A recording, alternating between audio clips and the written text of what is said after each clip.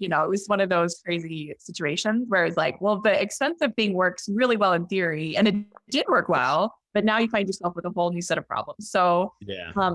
so we did 1.2 million in our first year, which Nice. is Wow. nice, right? 1.2 million on the On our first year. Okay. Yeah. And it One was product. 80% that product. Well, we 80%. by this one we had launched a couple other baby products, but it was You'll 80 appreciate this, Nick, as somebody who did Cutco. One of my jobs I had when we were in Chicago was I would demonstrate products in stores.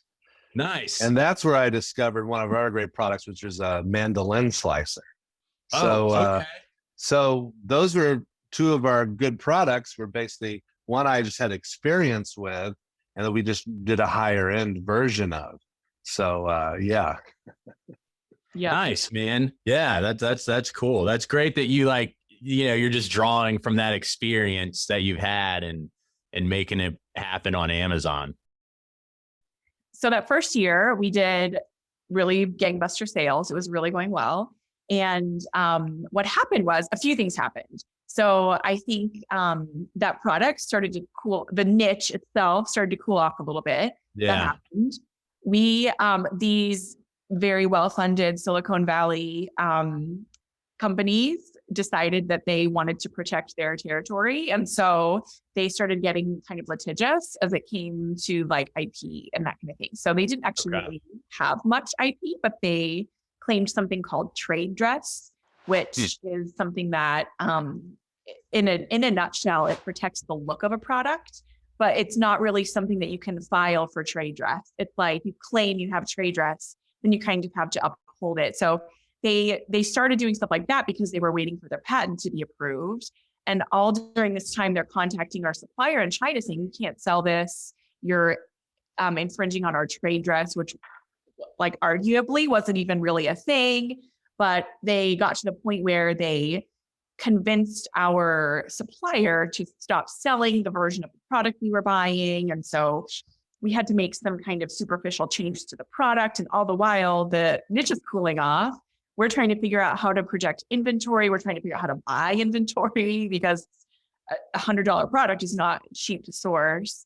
And so all this time, it was just very bumpy. So what ended up happening was after a whole bunch of stuff like this happened, it was like one thing after another for probably a year, we decided we were going to like kind of trail that product off and launch new products to make up for the inventory. So that was a wild year. It's hard to explain how stressful, especially for me, it was. I think I tend to sort of internalize a lot of stress, and I don't know, it was a very anxious year for me trying to figure out how we were going to replace, basically build another $1 million business while this product trailed off. So that was year two. Okay.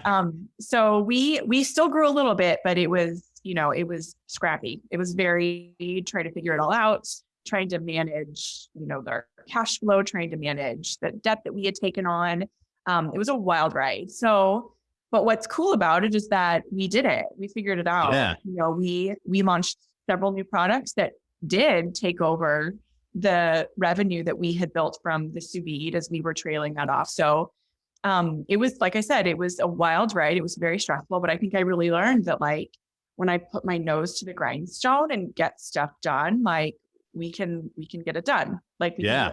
So yeah. Yeah, I think it's tough to realize, like in the moment when you're going through all that stuff, you don't realize how much you're learning, like how much you're growing, or at least I don't. Yeah. And then maybe a year, time starts flying by. You forget what day it is. Like maybe you don't even know what month it is for a while. And then a year later, you kind of like come out from under your hole and you're like, oh, wow. I did it. I did it. I learned a lot. Like I've grown so much because of, the competition, the failures, and just all the other stuff that gets thrown at you, just as long as you keep going, man.